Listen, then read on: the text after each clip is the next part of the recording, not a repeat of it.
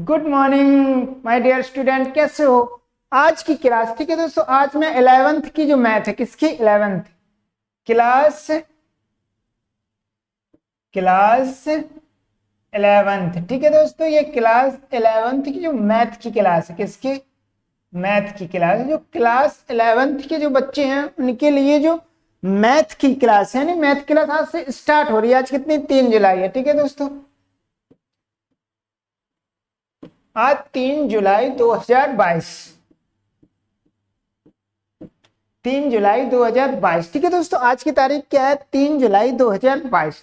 जो भी बच्चे 11th मैथ यानी जो 11th में हैं, उन्हें मैथ की क्लास करनी है। पूरा क्लास यानी पूरा क्लास आपको फ्री में, पूरा का पूरा मैथ का पूरा बैच, ठीक है दोस्तों, पूरा बैच आपको फ्री में मिलेगा।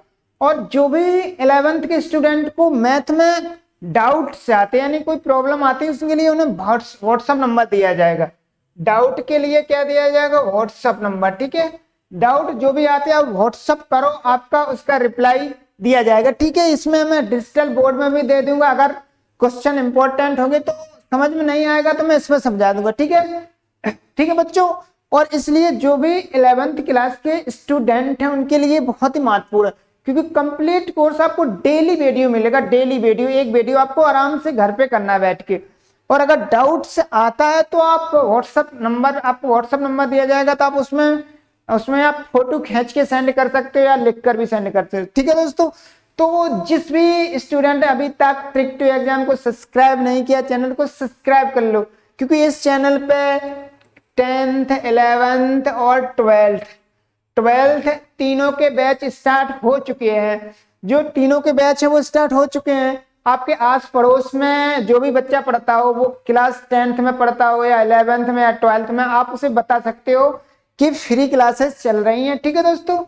तो आज मैं पहला चैप्टर स्टार्ट कर रहा हूं, जो समुच्चय को इंग्लिश में क्या बोलते हैं? सेट्स, ठीक है दोस्तों।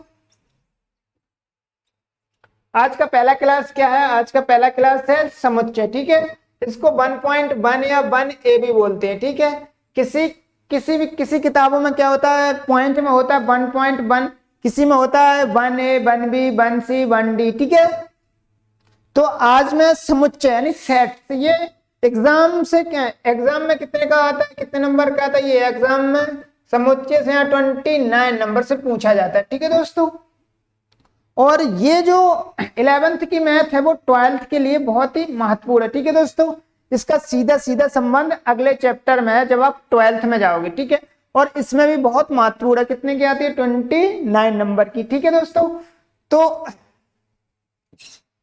हम इसको देखते हैं कि समुच्चय यानी समुच्चय सेट, इसका सिद्धांत किसने दिया था? ये जर्मन वैज्ञानिक थे, ठीक है। जर्मन गणितज्ञ थे जॉर्ज, यहाँ ई होगा, जॉर्ज कैंटर। इसका सिद्धांत किसने दिया था? जो जर्मन गणितज्ञ थे, ठीक है, उन्होंने इसका सिद्धांत दिया था, ठीक है। अब देखते हैं इसकी डेफिनेशन। ये देखो डी बना, इसका मतलब है इसकी परिभाषा। इसकी परिभाषा क्या है?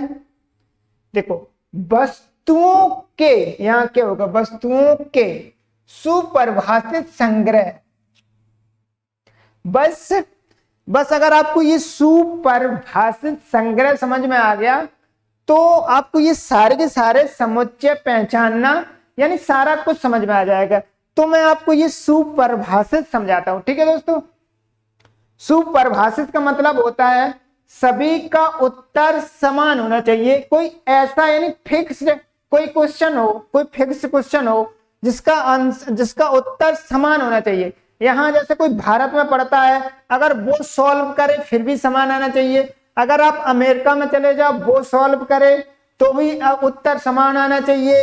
या फिर आप पाकिस्तान में चले जाओ, वहां के कोई गणितज्ञ सॉल्व करें फिर भी आंसर समान आना चाहिए, ठीक है दोस्तों। जैसे मान लो, जैसे अंग्रेजी वर्णमाला में कितने स्वर होते हैं? 5, A E I O U, ठीक है, ये होते हैं अंग्रेजी वर्णमाला में। स्वर कितने होते हैं? अंग्रेजी वर्णमाला में 5 होते हैं, ठीक है दोस्तों।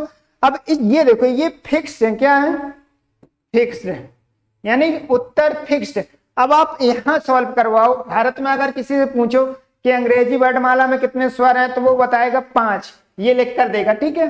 अगर आप अमेरिका चले जाओ, वहां किसी से पूछो कि आप पूछो वहां से कि किसी से कि अंग्रेजी वर्णमाला में कितने स्वर होते हैं तो अमेरिकन भी बोलेगा 5। अब पाकिस्तान चले जाओ, पाकिस्तान वाले से पूछो कि अंग्रेजी वर्णमाला में कितने स्वर यानी वोवेल होते हैं तो वो भी बताएगा 5।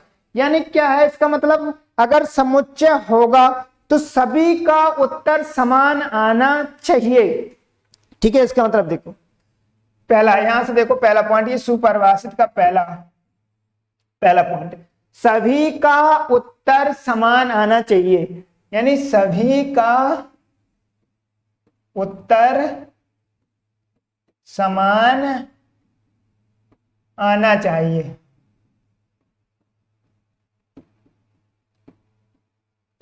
ठीक है। अब दूसरा पॉइंट देखते हैं, यानी लोगों के अनुसार उत्तर नहीं बदलना चाहिए। देखो अगर यही मैं पूछता हूं किसी से कि अंग्रेजी वर्णमाला में कितने स्वर होते हैं, तो अगर हम यहाँ भारत वाले से पूछते, कोई भारत से किसी से पूछते, वो भी 5 बताएगा, A-I-O-U, ठीक है, A-E-I-O-U।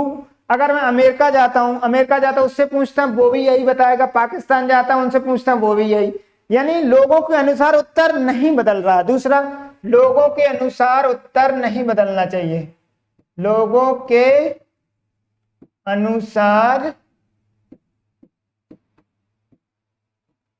उत्तर नहीं बदलना चाहिए,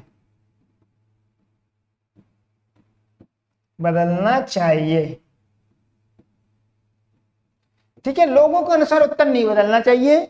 अब देखते हैं, बस यही सुपरिभाषित संग्रह का मतलब है।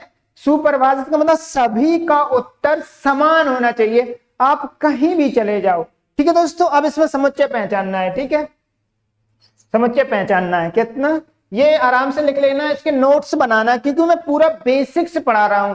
ये सारी की सारी क्लास बेसिक है, अगर आप बेसिक क्लास नहीं पढ़ोगे तो आप अब एक्सरसाइज में नहीं इंटर नहीं कर सकते। ये बेसिक बहुत जरूरी है, ठीक है।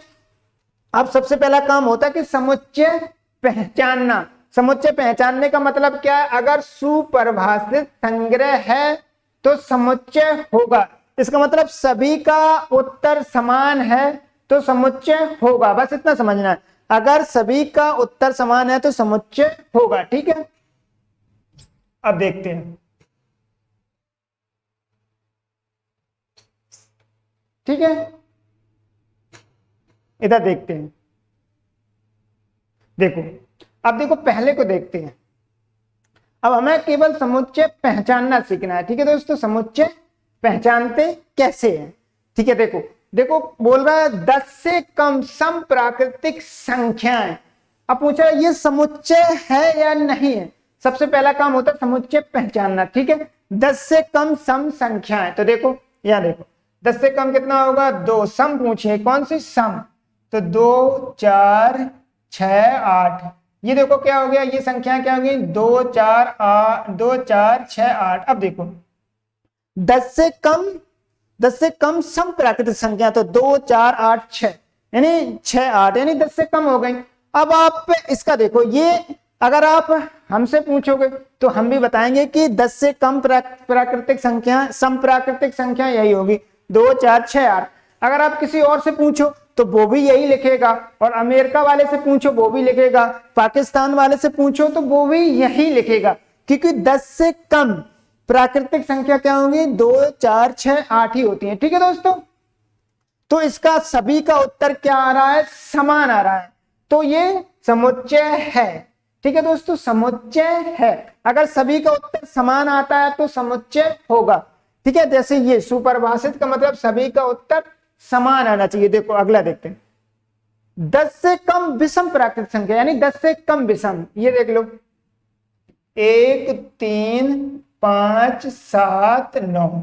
ये देखो 10 से कम विषम संख्या, 10 से कम क्या पूछा, 10 से कम विषम संख्या, तो देखो 1 3 5 7 9। अब देखो ये अब हमसे पूछोगे तो हम भी इतने लिखेंगे, और किसी से पूछोगे कि 10 से कम विषम प्राकृतिक संख्या बताओ तो वो भी इतने ही लिखेगा। अमेरिका चले जाओ वो भी बताएगा, पाकिस्तान चलेगा वो भी इतने ही बताएगा। पूरी दुनिया में चले जाओ सभी का उत्तर क्या आएगा? समान आएगा। सभी का उत्तर क्या आएगा? समान। तो ये भी समुच्चय है, ठीक है, ये भी समुच्चय है। ये देखो 5 सबसे अच्छे अभिनेता यानी एक्टर, हीरो, क्या बोलते हैं इसको? एक्टर को हीरो बोलते हैं। 5 सबसे अच्छे अभिनेता, ठीक है। तो इसका देखो ये लोगों के अनुसार इसका बदल रहा है। किसी की पसंद है क्या? शाहरुख खान, सलमान खान, अक्षय कुमार, अजय देवगन। और किसी दूसरे का होगा क्या? अमिताभ बच्चन, धर्मेंद्र, किसी का। यानी लोगों के अनुसार इसका उत्तर बदल रहा है कि सबकी पसंद अलग अलग होती है, सबकी पसंद अलग अलग होती है।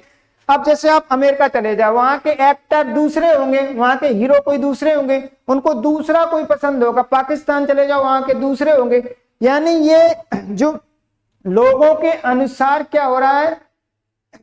ये बदल रहा है, इनका मतलब उत्तर बदल रहा है। तो ये सुपरिभाषित संग्रह नहीं है। सुपरिभाषित संग्रह का मतलब क्या होता है? सभी का उत्तर समान आए। लेकिन इसमें क्या आ रहा है? सभी लोगों का उत्तर अलग अलग आ रहा है। क्योंकि किसी की, जैसे भारत में जो लोग रहते हैं उनकी अलग पसंद है, अमेरिका में जो लोग रहते हैं उनके अलग पसंद है सॉरी, पाकिस्तान में जो रहते हैं उनकी अलग पसंद है। तो इसलिए ये समुच्चय नहीं है, सुपरिभाषित संग्रह नहीं है। तो ये समुच्चय नहीं है। सुपरिभाषित संग्रह का मतलब होता है कि सभी का उत्तर समान आना चाहिए, ठीक है। अब देखो 5 सबसे अच्छी अभिनेत्री यानी 5 सबसे अच्छी एक्ट्रेस, हीरोइन, ठीक है। तो क्या होता है? किसी को कोई पसंद है, जैसे एक लोग को माधुरी दीक्षित पसंद है, दूसरे को दीपिका पादुकोण पसंद है, तीसरे को प्रियंका चोपड़ा पसंद है। यानी सभी का उत्तर अलग अलग आ रहा है। अगर सभी का उत्तर अलग आएगा तो ये सुपरिभाषित संग्रह नहीं होगा। सुपरिभाषित संग्रह का मतलब होता है सभी का उत्तर समान आना। तो ये भी समुच्चय नहीं है, ठीक है। अभी देखो अंग्रेजी वर्णमाला के स्वर, ये देखो अंग्रेजी वर्णमाला के स्वर कितने होते हैं? ए, ई, आई, ओ, यू, ठीक है। अंग्रेजी वर्णमाला के स्वर कितने होते हैं? 5 होते हैं। अब देखो ए, ई, आई, ओ, यू। अब देखो हमसे पूछो, हम भी इतने ही लिखेंगे। अब आप किसी और से पूछो, वो भी अंग्रेजी वर्णमाला के इतनी लिखेगा। आप अमेरिका चले जाओ, वो उनसे पूछो, वो भी इतने ही लिखेगा। पाकिस्तान चले जाओ, उनसे पूछो, वो भी इतने ही लिखेगा। इसका मतलब सभी का उत्तर समान आ रहा है। सभी का उत्तर क्या आ रहा है? समान। तो ये सुपरिभाषित संग्रह है, तो ये समुच्चय होगा, ठीक है, ये समुच्चय होगा। अब देखो ये देखो संख्या 15 के अभाज्य गुणनखंड यानी संख्या 15 के अभाज्य गुणनखंड कर लेते हैं। यहाँ पर 2 से काटो, 2 से नहीं कटेगा, 3 से काटो, 3 5 15 और 5 एकम 5। तो देखो 15 के अभाज्य गुणनखंड कितने आ गए? 3,5, ठीक है। अब देखो अब किसी से भी इसके अभाज्य 15 के गुणनखंड कराओ, किसी से भी कराओ आप। जैसे हमने करे कितने आए? 3 और 5 आए। आप किसी और से कराओ, उससे भी गुणनखंड करवाओगे, 3 और 5 आएंगे। आप रसिया, रूस चले जाओ, उनसे करवाओ तो उनका भी 3 और 5 आएगा। पाकिस्तान चले जाओ, उनसे ये 15 के गुणनखंड अभाज्य गुणनखंड करवाओ तो कितना आएगा?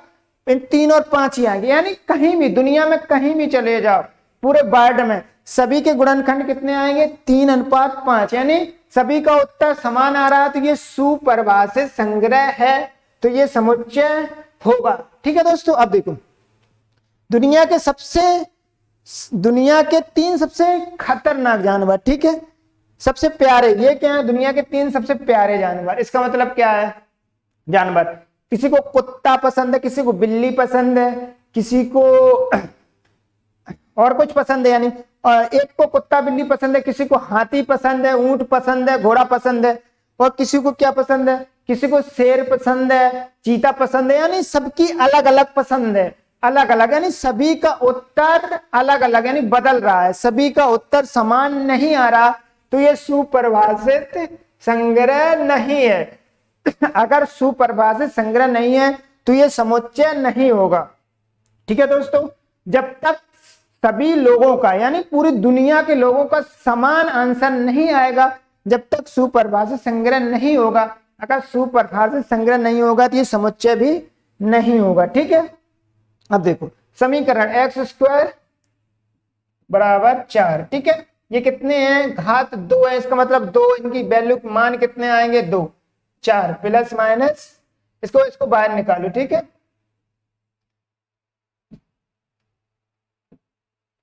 एक्स स्क्वायर बराबर 4, तो जब एक्स का मान निकालोगे तो प्लस माइनस 2, यानी इसका मान कितना आ जाएगा, 1 प्लस 2 और 1 माइनस 2। अब देखो इस समीकरण को आप सॉल्व करो, हमसे सॉल्व कराओ, हमने सॉल्व किया, कितना आया, +2 और -2। किसी और से सॉल्व कराओ तो इसका इस समीकरण को अगर वो सॉल्व करेगा उसका भी मान कितना आएगा, +2 और -2, ठीक है। उसका भी उत्तर कितना आएगा, +2 और -2, उसका भी आएगा, ठीक है। आप कहीं भी चले जाओ, अमेरिका चले जाओ, उससे सॉल्व कराओ, यही आएगा। दुनिया में कहीं भी चले जाओ, दुनिया में कहीं भी, सभी का उत्तर समान आएगा। अगर सभी का उत्तर समान आएगा तो ये सुपरिभाषित संग्रह होगा, तो ये समुच्चय भी होगा, ठीक है दोस्तों। अब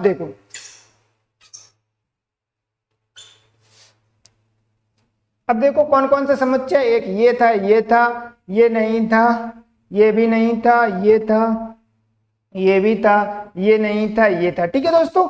तो आपको इसको आराम से नोट्स बनाने, नोट्स बहुत आराम से इसको पढ़ना है, और अगर कोई डाउट होता है तो आप अभी यूट्यूब पे कमेंट करो, अभी मैं व्हाट्सएप ग्रुप तैयार करवाता हूं, उसमें आप डाउट पूछना, ठीक है। देखते हैं अगला कंसेप्ट क्या है। देखो समुच्चय का निरूपण कैसे करें, यानी समुच्चय का निरूपण क्या होता है, इसको समुच्चय को आप 2 फॉर्म में लिख सकते हो, 2 फॉर्म में, ठीक है। 2 फॉर्म में कैसे लिख सकते हो, 2 फॉर्म में। देखो एक तो होता है रोस्टर, क्या होता है, रोस्टर फॉर्म, या इसी को बोलते हैं सारणीबद्ध, या इसी को बोलते हैं तालिका, क्या, तालिका सारणी, ठीक है, तालिका सारणी, इसी को बोलते हैं रोस्टर, इसी को बोलते हैं सारणीबद्ध रूप, इसी को बोलते हैं तालिका श्रेणी। और पहले नंबर पे ये, दूसरे नंबर पे क्या है, समुच्चय निर्माण रूप। क्या होता है, समुच्चय निर्माण रूप, ठीक है।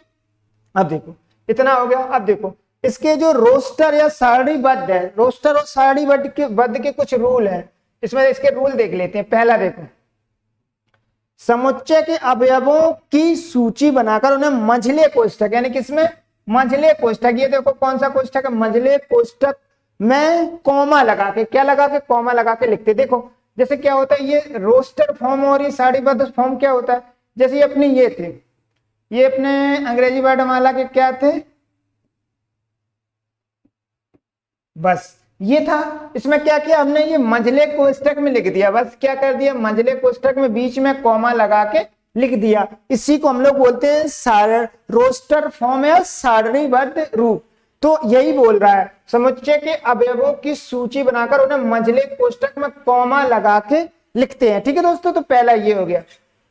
देखो एग्जाम्पल ये लिखा, इसमें क्या किया हमने, मंझले कोष्ठक, इसको संख्याओं को क्या किया, मंझले कोष्ठक में कॉमा लगा के लिख दिया। इनको देखो, इनको भी मंझले कोष्ठक में कॉमा लगा के लिख दिया, इनको भी मंझले कोष्ठक में कॉमा लगा के लिख दिया।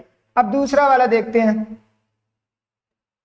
अवयवों की सूची में किसी भी अवयव की पुनरावृत्ति, पुनरावृत्ति मतलब रिपीटेशन, ये थोड़ी इसकी स्पेलिंग कराते, रिपीटेशन यानी रिपीट अंक नहीं लिए जाएंगे। जैसे एग्जाम्पल इसके देखो, एग्जाम्पल दूसरे के, जैसे 2 3 5 2 3 7, ठीक है, ये है। जैसे अब इसको हमको लिखना है किसमें, रोस्टर फॉर्म में या सारणीबद्ध रूप में। तो हम लोग क्या करेंगे, सबसे पहले मंझले कोष्ठक में, किसमें, मंझले कोष्ठक में कॉमा लगा के लिखेंगे।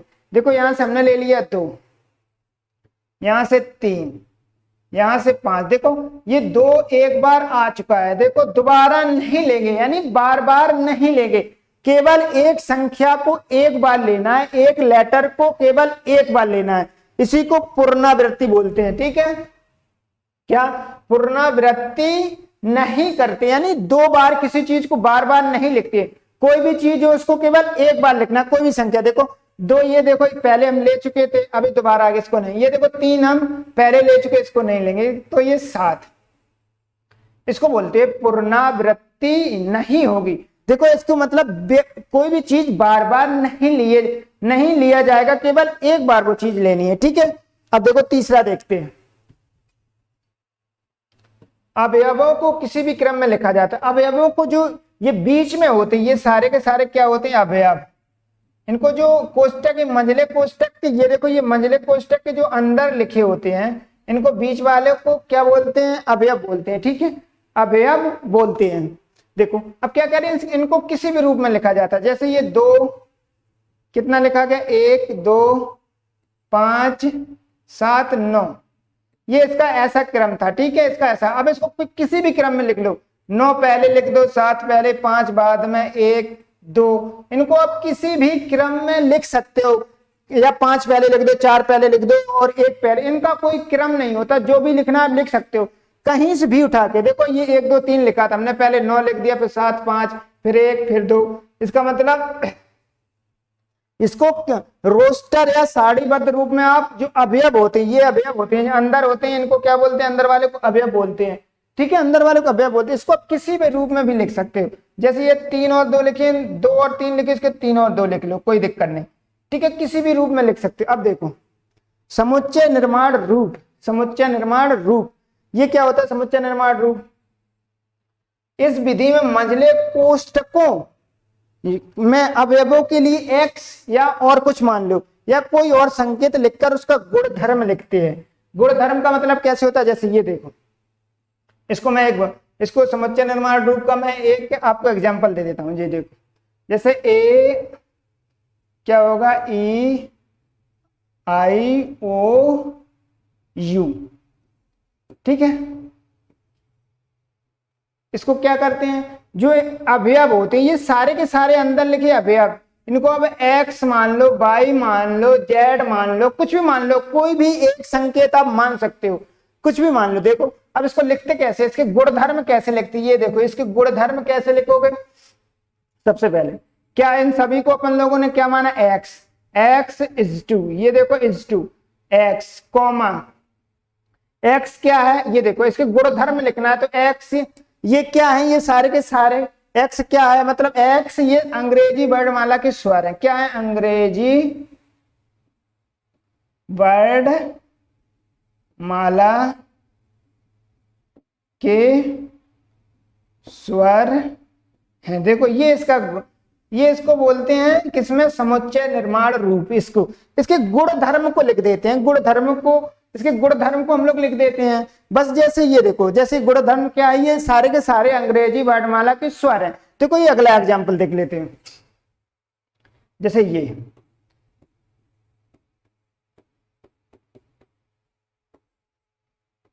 ठीक है, इसको जो अंदर ये सारे के सारे अवयव होते हैं एलिमेंट, इनको x मान लेते हैं। ठीक है, x इज टू x, जी क्या है, ये संख्या देखो 1 3 4 5, यानी ये क्या है, 10 से कम विषम संख्याएं हैं, यानी x 10 से कम विषम संख्याएं हैं, बस ये उसका गुणधर्म होता है। ठीक है, ये इसका गुणधर्म, इसी को बोलते हैं समुच्चय निर्माण रूप। आपको टेंशन नहीं लेनी, अभी जब चैप्टर में आएंगे तो ऐसे क्वेश्चन कम से कम 10-12 एग्जांपल है वो करवाएंगे। जब भी चैप्टर में अंदर जाएंगे तो ऐसे ये समुच्चय निर्माण रूप वाले 10 क्वेश्चन है वो करवाऊंगा और रोस्टर वाले 10-12 वो करवाऊंगा। ठीक है, अब देखते हैं अगला कंसेप्ट। ये देखो, अवयव हैं, सदस्य हैं या मैं है। देखो ए के अवयव देखो, ए के जो अवयव हैं कौन कौन से, 1 2 3 4 5। ए के सदस्य कौन है, 1 2 3 4 5। ए में है, ए में क्या है, 1 है, 2 है, 3 है, 4 है, 5 है। ठीक है, अभी बिलोंग्स टू को हम लोग इस सिंबल से डिनोट करते हो, डज नॉट बिलोंग टू। अवयव नहीं है, सदस्य नहीं है, मैं नहीं है, डज नॉट बिलोंग्स टू को हम लोग ऐसे और ऐसे काट देते हैं। ठीक है, इसका सिंबल ये होता है, डज नॉट बिलोंग्स टू का सिंबल ये होता है। अगर सदस्य हैं तो ये बिलोंग्स टू लगाना है, अगर सदस्य नहीं है तो डज नॉट बिलोंग्स टू लगाना। ठीक है, अब देखो पहले हम लोग अवयव, इनको अंदर वालों को क्या बोलते हैं, अवयव। पहले अवयव लिखते हैं, जैसे 1 ए इधर लिख दो, जैसे 2 ए, जैसे 3 ए, जैसे 4 ए। ठीक है, जैसे 5, यहां देखो 5 ए। अब देखो यहां देख लो, जैसे ए है, ये एग्जांपल में ए है, ए के अवयव कितने हैं, 1 2 3 4 5, ठीक है। अब डज नॉट का देख लो, जैसे यहां हमने ले लिया 7 ए, यहां ले लिया हमने 9 ए, यहां ले लिया हमने 11 ए, यहां ले लिया हमने 15 ए, यहां ले लिया हमने 18 ए, ठीक है। अब देखो बिलोंग्स टू और डज नॉट बिलोंग्स टू का कंसेप्ट देखते हैं, ठीक है। अब देखो एक का सदस्य है, एक का सदस्य एक है, तो इसको बिलोंग्स टू लगाएंगे, ठीक है। अब देखो दो एक का सदस्य है, हाँ है, तो इसमें बिलोंग्स टू लगाएंगे, ठीक है। अब देखो तीन ये एक का सदस्य है, तो इसमें बिलोंग्स टू लगाएंगे। 4 एक का सदस्य है, 4, तो इसमें बिलोंग्स टू। 5 एक का सदस्य है, देखो ये 5 एक का सदस्य है, तो बिलोंग्स टू। अब देखो इसमें देखो एक के सदस्य, ए के अवयव, ए के सदस्य ए में है, ए में क्या क्या है, 1 2 3 4 5 तक। अब देखो ए यानी 7 ए का अवयव है, यहां देखो कहीं 7 दिख रहा है, नहीं है, 7 इसमें नहीं है, 7 ए का अवयव नहीं है, तो डज नॉट बिलोंग्स टू, ठीक है। देखो 9 इसमें ए में कहीं दिखा रहे, ए में है 9 नहीं है, तो डज नॉट बिलोंग्स टू, ठीक है। अब देखो 15 इसमें दिखा रहे नहीं दिखा रहे, कौन कौन दिख रहे, 1 2 3 4 5, ए में क्या है, 1 है 2 है 3 है 4 है 5 है, तो ये लेकिन 15 नहीं है, तो डज नॉट बिलोंग्स टू। ये देखो अवयव नहीं है, सदस्य नहीं है, मैं नहीं है। ये देखो 18, इसमें देखो ए का सदस्य 18 है, नहीं है, तो डज नॉट बिलोंग्स टू। अब देखो इसमें 11 ए का सदस्य है, इसमें देखो 11 ए में है, 1 2 3 नहीं है, तो डज नॉट बिलोंग्स टू, ठीक है। ये कंसेप्ट बहुत ही इंपॉर्टेंट है, ठीक है दोस्तों। अब देखो जैसे ए के सदस्य कितने, 1 2 3 4 5, आपको इधर मान लेते हो आपसे, जैसे 25 ए का सदस्य है, नहीं है, तो हम लोग डज नॉट बिलोंग्स टू कर देंगे, ठीक है। अब जैसे कोई पूछे कि क्या 7 ए में है, 7 ए में है, गिनो, देखो 1 2 3 4 5 6 7 नहीं है, तो डज नॉट बिलोंग्स टू। अगर जैसे कोई पूछे कि 3 ए में है, 3 ए में है, देखो देखा 1 2 3, हाँ ए में 3 है, ए का अवयव 3 है, ए का सदस्य 3 है, ए में 3 है, तो हम लोग क्या करेंगे, बिलोंग्स टू। अगर है तो बिलोंग्स टू, नहीं है तो डज नॉट बिलोंग्स टू, ठीक है। तो आशा करता हूं ये कंसेप्ट समझ में आया होगा, ठीक है। देखते हैं अगला कंसेप्ट। ये देखो संख्याओं के कुछ महत्वपूर्ण उपयोग, इनमें कुछ नहीं करना है आपको, कुछ भी नहीं करना है इसमें, केवल आपको ये जो सिंबल, ये जो दिए गए सिंबल याद रखने हैं। जैसे प्राकृतिक संख्याओं का समुच्चय, तो प्राकृतिक संख्याओं को किससे, एन से डिनोट करते हैं। क्या होती है प्राकृतिक संख्या, 1 2 3 4 5 डॉट डॉट डॉट अनंत तक, ठीक है। इसको हम लोग किससे डिनोट करते हैं, प्राकृतिक संख्या को हम लोग एन से डिनोट करते हैं। बस इनका ये सिंबल यानी किसको किससे प्रदर्शित करते हैं ये याद रखना है, ठीक है। जैसे प्राकृतिक संख्या को किससे, एन से करते हैं। अब देखो जेड, पूर्णांकों का समुच्चय, पूर्णांक क्या होते हैं, 0 से इधर 1 2 3 4 5 डॉट डॉट डॉट अनंत तक, यहाँ -1 -2 -3 डॉट डॉट डॉट अनंत तक, ये पूर्णांक होते हैं। प्लस से लेके माइनस अनंत तक, ठीक है। परमेय संख्या, इसको पूर्णांक को हम लोग किससे, जेड से प्रदर्शित करते हैं। परमेय संख्या को किससे करते हैं, क्यू से, जिन्हें p बटे क्यू के रूप में लिखा जा सके उन्हें परमेय संख्या बोलते हैं।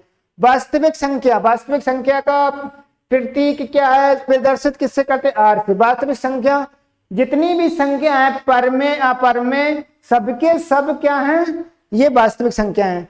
धन पूर्णांक, ये देखो यहां से ये धनात्मक हो गए, ये पॉजिटिव, इन्हीं को बोलते हैं धन पूर्णांक। क्या बोलते हैं, पूर्णांक। ये देखो और यहां से यहां तक ये हो गए नेगेटिव। तो धन पूर्णांक को क्या करते हैं, जैसे पूर्णांक को जेड से प्रदर्शित करते हैं, इसमें धनात्मक है तो प्लस लगा देते हैं, ठीक है। जैसे ये देखो परमेय संख्या को क्यू से करते हैं, लेकिन धन पूर्णांक यानी धन, ये दोबारा लिख गया, ठीक है, ये वाला। जैसे धन परमेय संख्या, तो ये परमेय संख्या क्यू से कर धनात्मक है, तो इसमें धन यानी प्लस लगा दिया। धन वास्तविक संख्या है, ये देखो वास्तविक संख्या किससे, आर से डिनोट करते हैं। धन है तो अगर ये धनात्मक है तो प्लस लगा देंगे, ऋणात्मक है तो माइनस लगा देंगे। ठीक है दोस्तों, बस आपको इतना याद करना है। आपको क्या करना है, आपको कल मैं एक्सरसाइज करूंगा, ठीक है। इतने सारे कंसेप्ट से आपको ट्राई करना, आपके पास बुक होगी तो आपको पहले ही चैप्टर समुच्चय खोलना ही, और ये सारे के सारे रूल आपको अप्लाई करने वहां पर।